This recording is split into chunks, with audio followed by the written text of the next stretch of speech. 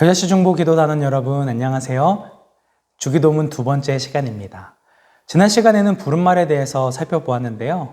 가장 먼저 하늘에 계신 우리 아버지라고 기도를 시작하신 예수님은 6가지의 요청 기도를 드리십니다. 처음 3가지의 기도는 하나님에 관한 요청 기도이고 뒤에 3가지의 기도는 우리의 필요를 위한 요청 기도입니다. 한글 성경에서는 주어가 빠져 있지만 원어에는 빠짐없이 당신의 나라가 거룩히 여김을 받으시오며 당신의 나라가 임하시오며 라고 나와 있습니다. 그런데 저희는 부름말에서 아버지라고 불렀으니까 당신보다는 아버지를 붙이면 더 좋을 것 같습니다. 우리는 예수님이 알려주신 이 기도의 순서에 주목할 필요가 있는데요. 예수님께서는 기도자 자신의 필요를 구하기 전에 먼저 하나님이 어떤 분이신지를 부르고 하나님에 대해 기도해야 한다는 것을 보여주고 있습니다.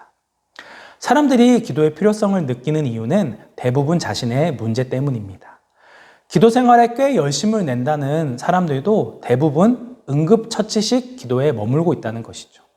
어떠한 문제가 생겼을 때에 기도의 자리에 나와 울고불고 떼를 쓰다가 문제가 사라지면 기도도 멈추게 됩니다. 그리고 또 다른 문제가 생길 때 다시 기도의 자리에 나오는 모습이 반복되어진다는 것이죠.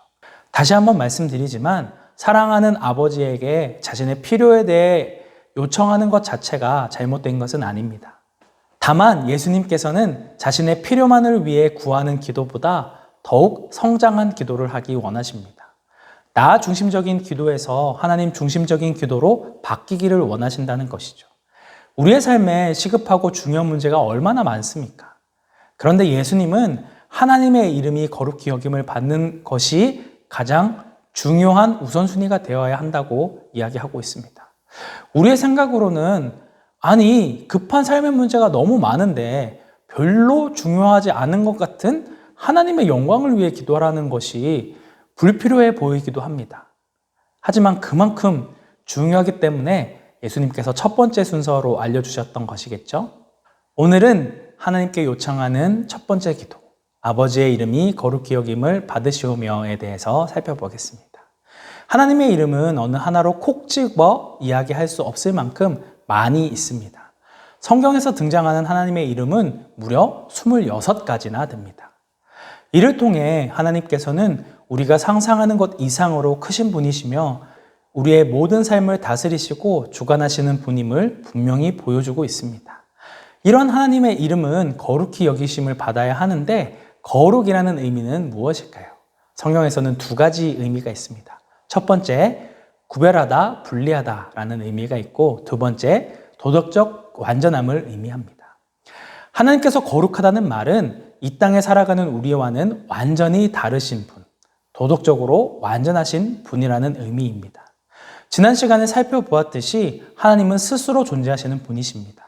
그 무엇도 의존하지 않으시고 스스로 아무런 부족함이 없으신 완전하신 분이며 유한한 피조물과는 달리 영원하신 분이십니다. 우리와는 전적으로 다르신 분인 것이죠. 그렇기 때문에 우리는 하나님의 이름을 함부로 불러서는 안 됩니다. 10계명의 3번째 계명이 예수님의 이름을 망령되게 부르지 말라라는 말씀이고 레위기에서도 여호와의 이름을 모독하면 반드시 죽일 것이라 말씀하셨습니다. 굉장히 살벌하죠. 그만큼 하나님의 이름을 귀하게 여기라는 것입니다. 하나님이 우리와 전적으로 다르시다는 것을 인정하는 것이 곧 그분을 거룩하게 여기는 것입니다. 하지만 우리는 하나님의 거룩하심을 제대로 인정하지 않습니다. 실제로 주변 사람들의 삶의 모습을 보십시오. 하나님에 대해 아무런 관심을 가지지 않습니다. 심지어 신앙생활을 하는 성도들조차 하나님께 관심이 없습니다. 말로는 우리의 모든 삶을 통해 하나님께 영광을 돌린다고 이야기하지만 교회를 나서는 순간 하나님을 잊어버립니다. 일상생활에서는 찾지 않고 교회에서만 찾는 하나님이지 않습니까?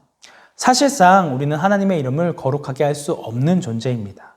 우리 안에 있는 죄로 말미암아 우리의 전인격이 부패하였기 때문에 온전히 하나님의 이름을 거룩히 여기지 못한다는 것이죠. 이 기도문을 원어로 직역하면 당신의 이름이 거룩해지소서입니다. 우리의 힘과 능력으로는 하나님의 이름을 거룩하게 할 수 없기에 하나님께 요청하는 것입니다. 내 삶을 통해 하나님의 이름을 높일 수 있도록 주님의 은혜를 구하는 것이죠. 오직 하나님만이 당신의 이름을 거룩히 여김을 받도록 하실 수 있습니다. 이 일을 위해 당신의 독생자 예수님을 이 세상에 보내셨습니다.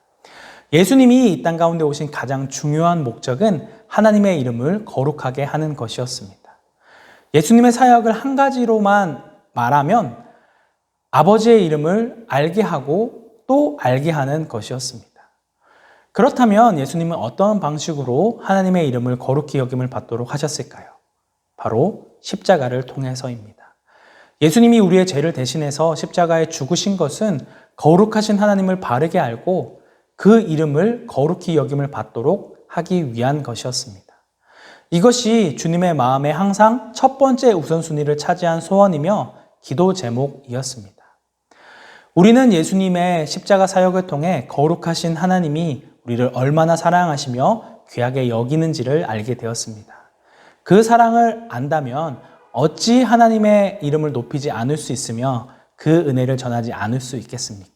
우리가 하나님을 높여드리지 않으면 이 세상은 하나님을 알지 못하기 때문에 하나님을 높일 수 없습니다.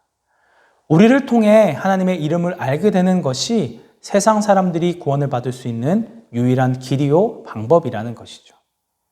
그렇기 때문에 예수님께서는 너희는 세상의 소금이니 너희는 세상의 빛이니 너희 착한 행실을 보고 하늘에 계신 너희 아버지께 영광을 돌리게 하라 라고 말씀하셨습니다.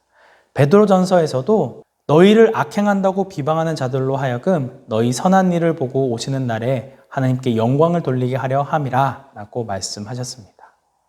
우리는 결코 거룩한 삶을 살 수 없는 존재이지만 예수 그리스도로 말미암아 탐욕과 욕심에 따라 살아가는 세상 사람들과는 다른 삶을 살 수 있게 되었습니다. 성령 하나님의 도우심으로 세상과 구별된 거룩한 삶을 살 수 있게 된 것이죠. 오늘 우리는 누구를 높이며 살고 있습니까?